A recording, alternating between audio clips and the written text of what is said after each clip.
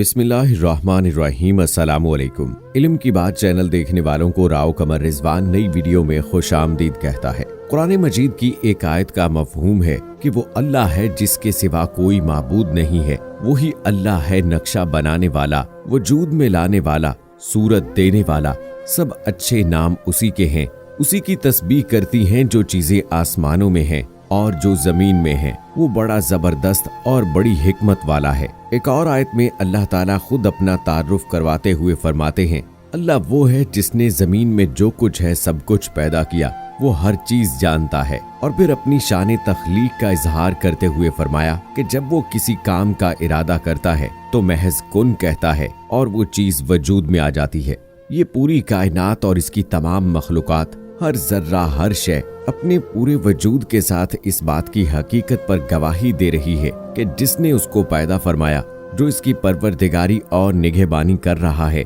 اس کی ذات ہر عیب، ہر نقص اور ہر کمزوری سے پاک ہے۔ ایک اور جگہ پر فرمایا کہ اس کی پاکی تو ساتوں زمین و آسمان اور وہ ساری چیزیں بیان کر رہی ہیں جو آسمان و زمین میں ہیں، کوئی چیز ایسی نہیں جو اس کی حمد کے ساتھ ساتھ اس کی تسبیح نہ کر رہی ہو، مگر تم ان کی تسبیح نہیں سمجھتے۔ اللہ تعالیٰ نے قرآن مجید میں اپنے لیے احسن الخالقین کا لفظ استعمال کیا ہے، یعنی تخلیق کاروں میں سب سے بہترین تخلیق کرنے والا۔ اور یہ ہماری آج کی ویڈیو ایسی ہی اللہ تعالیٰ کی تخلیقات پر مبنی ہے کہ جو آپ کا ایمان تازہ کر دیں گی۔ اللہ رب العزت کی یہ شان تخلیق دیکھ کر آپ کے منہ سے سبحان اللہ نکلے تو مزید ایسی ویڈیوز کو دیکھنے کے لیے ہمارے اس چینل کو سبسکرائب کر لیجئے گا، ساتھ میں بیل آئیکن کو بھی ضرور پریس کیجئے گا تاکہ لیٹسٹ اپلوڈ ہونے والی ہماری ویڈیوز کا نوٹیفیکیشن آپ کو بر وقت ملتا رہے۔ ویڈیو کو لائک کیجئے، شیئر کیجئے اپنے دوستوں کے ساتھ تاکہ ان تک بھی یہ اللہ کی تخلیقات کی خوبصورت سی ویڈیو پہنچ سکے۔ دوستو، اللہ تعالیٰ نے قرآن پاک میں اپنی دو صفات بار بار بیان فرمائی ہیں، ایک اس کا رب ہونا اور دوسرا اس کا خالق ہونا۔ دراصل یہ دو صفات ہی دعوت عبادت رب کی دلیلیں ہیں، یعنی وہی تمہارا خالق، تمہیں وجود بخشنے والا، اور وہی تمہارا پروردگار اور پالن ہار بھی ہے، لہٰذا صرف اسی کو یہ حق پہنچتا ہے کہ اس کی بندگی کی جائے۔ سورۃ الطور میں اللہ تعالیٰ نے ارشاد فرمایا، کیا یہ یوں ہی سب کچھ اپنے آپ سے پیدا ہو گئے یا خود انہوں نے اپنے آپ کو پیدا کیا ہے؟ اسی طرح سورۃ الاعراف میں اللہ تعالیٰ نے ارشاد فرمایا، خبردار ہو جاؤ وہی خالق ہے اور اسی کی حکومت و فرمانروائی ہے۔ سورہ ابراہیم میں اللہ تعالیٰ نے ارشاد فرمایا، کیا تو نے دیکھا نہیں کہ بے شک اللہ تعالیٰ نے زمین و آسمان کو حق کے ساتھ پیدا فرمایا، اگر وہ چاہے تو تمہیں نیست و نابود فرما دے اور تمہاری جگہ نئی مخلوق لے آئے، اور یہ کام اللہ پر کچھ دشوار نہیں ہے۔ اور اسی نقطے کو آشکار کرنا ہماری آج کے ویڈیو کا مقصد بھی تھا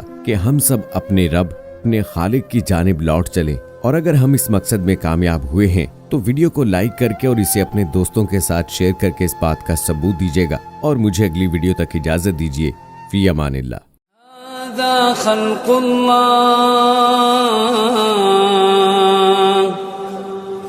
هذا خلق الله، فأروني ماذا خلق الذين من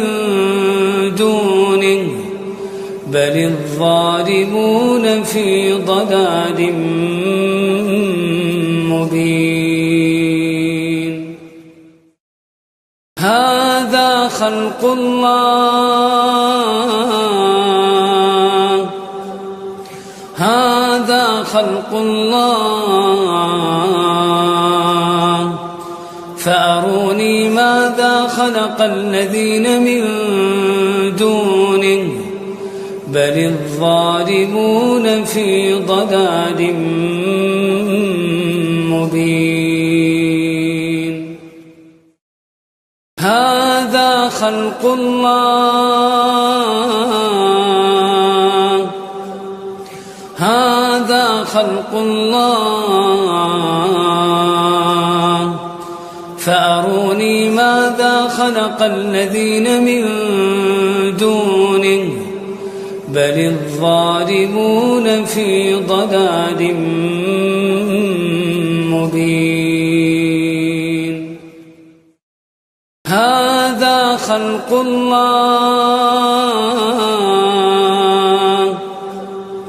هذا خلق الله، فأروني ماذا خلق الذين من دونه بل الظالمون في ضلال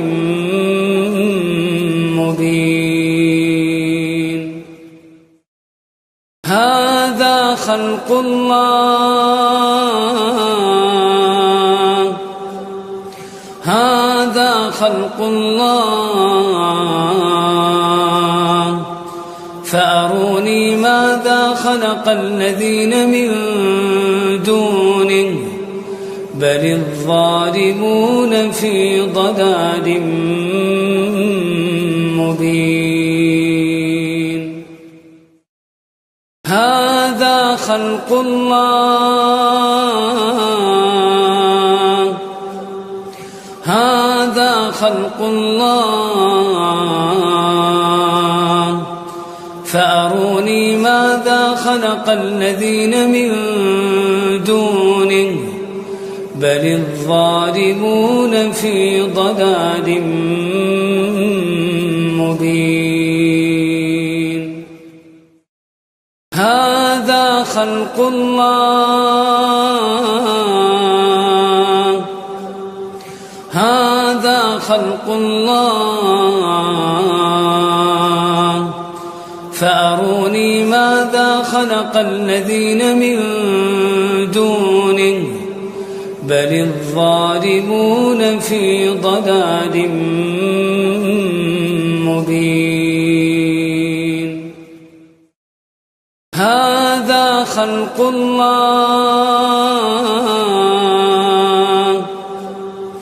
هذا خلق الله فأروني ماذا خلق الذين من دونه بل الظالمون في ضلال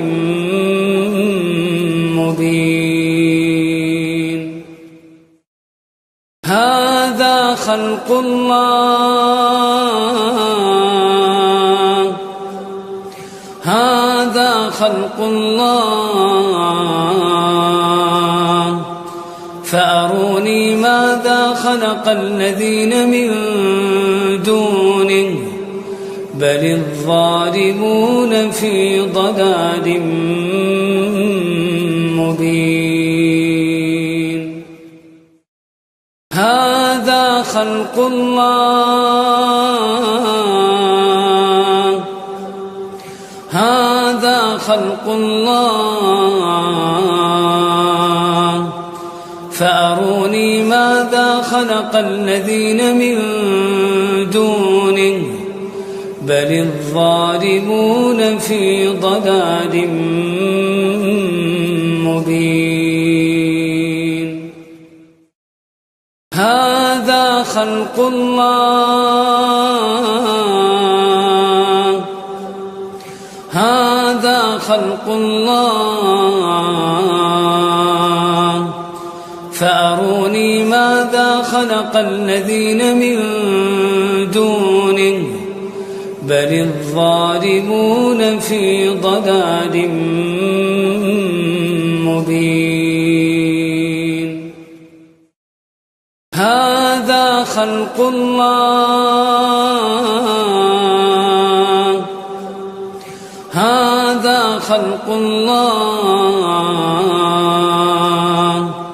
فأروني ماذا خلق الذين من